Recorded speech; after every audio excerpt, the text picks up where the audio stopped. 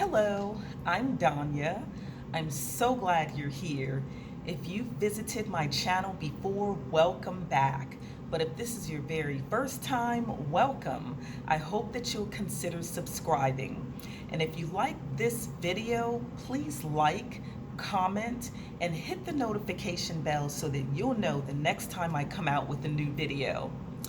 Today, I'm going to share with you 4 practical tips to protect your mental health.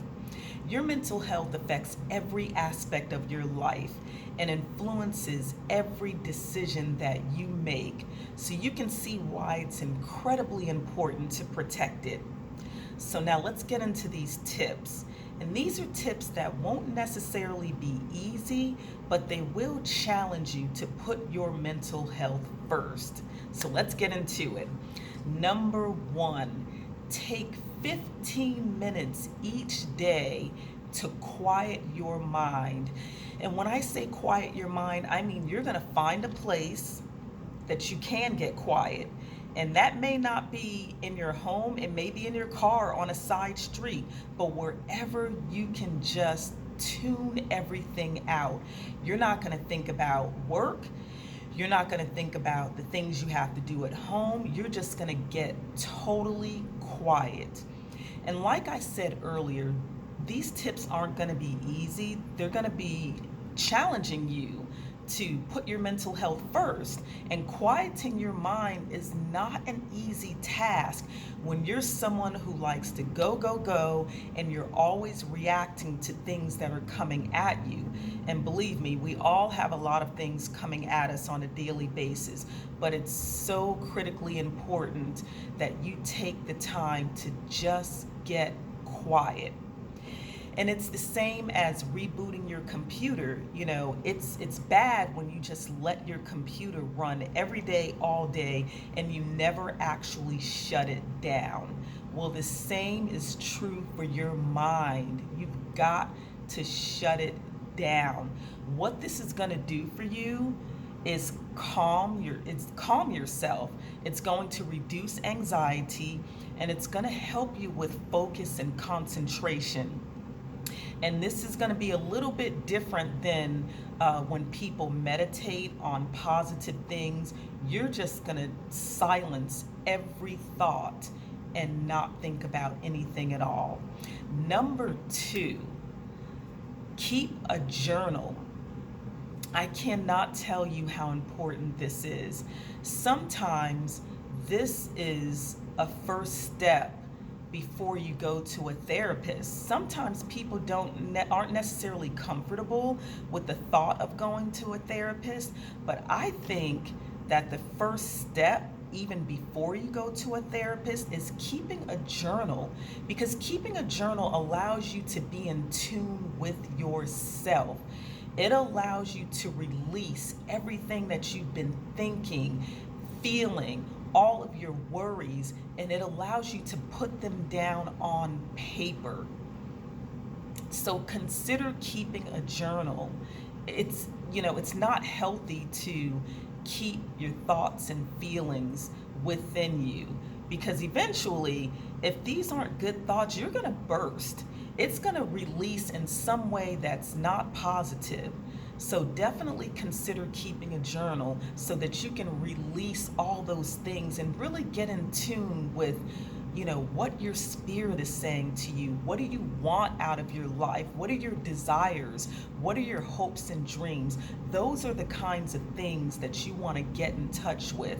And when you are keeping a journal, it allows you to release all those things that you've been thinking and to really get in tune with yourself. Number 3, limit the amount of time you watch TV and the amount of time that you're on social media. When we're watching TV and when we're on social media, our minds are being bombarded with so many different voices that we can't even hear the whispers of our own spirit. So it's so important to take time, and this is not easy, because a lot of us, we're caught up into getting on social media and scrolling and seeing what's going on in everybody else's life. But you need to get in tune with your own life. And when you have all those different voices that are coming at you, from TV and social media, it's like an assault on your mind. It literally bombards your mind where you can't even hear, like I said, the whispers of your own spirit. So take time to just limit those things, and just maybe, you say, okay, 1 hour a day, because most of us, if the truth be told, most of us are on social media for hours. Most of us are sitting on the sofa for hours just because it's a way of escape.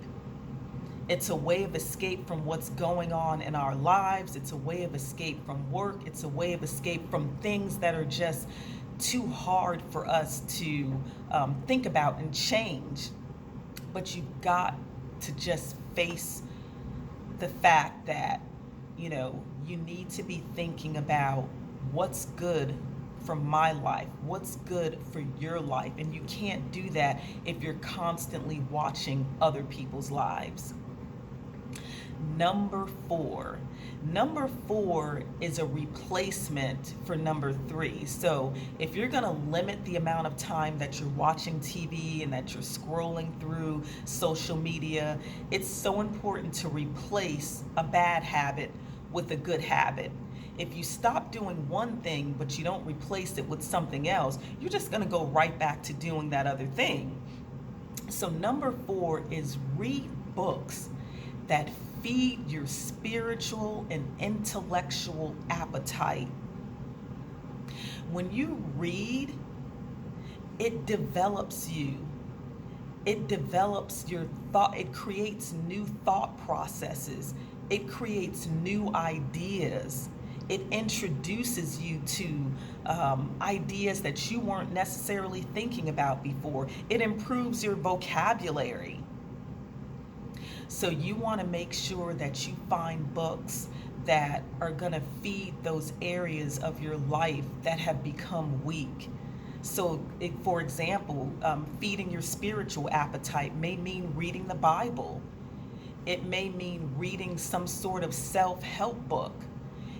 Feeding your intellectual appetite may mean, you may have had a desire to learn a new skill, and you can read a book that can teach you that skill. So I would definitely consider taking the time, and I'll repeat it again, these things aren't easy, because if you haven't been doing them, it's going to be hard to switch your habits. But it's in your best interest to do these things. And as far as reading the books, maybe start out with, setting a goal for yourself, reading one book per month. That's not too hard. It shouldn't take you an entire month to read a book, but at least it's giving yourself time and space to do it, just to get into the habit.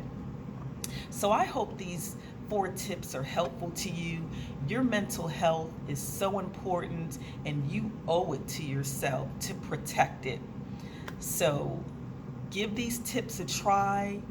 Come back and let me know that you tried them and if you think they're helpful, and I will see you in my next video. Bye-bye.